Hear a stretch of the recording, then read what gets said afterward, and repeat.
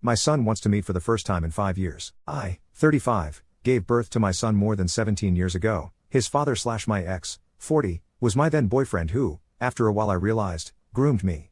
I married him soon after our son was born and was truly in love with him, but it seemed he was only interested in having young girls.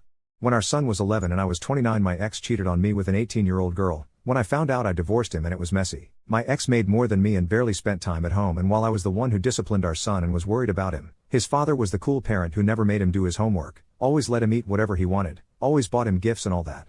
Because of it, my son was closer to his father than with me. When the time came for us to decide custody, my son said he wanted to live full time with his father. It pained, but I respected it. I told my son that if he ever changed his mind, my door would always be open for him. During the first year, I called him and tried to spend time with him, but he never seemed into it. After a year, he stopped picking up my phone calls. He moved to another home and changed his phone number. My former in-laws, 62, were my rock in all this. They supported me emotionally and would give me updates on my son's life. They tried many times to convince my son to talk to me without any success. Around 3 years ago, I met my now husband, 36. We married 2/5 years ago after we found out we were pregnant. My in-laws were invited. I cried during my wedding because I missed my son and I wanted him there. My Phil was my shoulder to cry on. He told me that sooner or later my son would realize how bad his father treated me and would try to reconcile.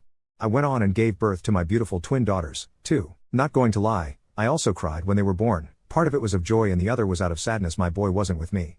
Not a day goes by in which I don't think about him. I missed more than anything. I have a few pictures of us in my new home and sometimes I still cry thinking about him. I know what's going on in his life based on what his grandparents tell me, but I still miss him deeply. Yesterday my Mill called me. We are having our normal convo and then she tells me that my son was living with them because he and his dad had fought. My Mill then tells me that my son wanted to see me. Based on what she says, my son misses me. I asked her to give me some time. We ended our convo and then I started crying again. I want to meet my son, to hold him, to feel him, to tell him how much I love him and how much I have missed him. But I am also afraid. I am afraid he gets mad at me for moving on. I don't want him to think I have replaced him with my daughters. Then I started thinking, why didn't I try harder? Why did I give up so easily? I really don't know what I should do.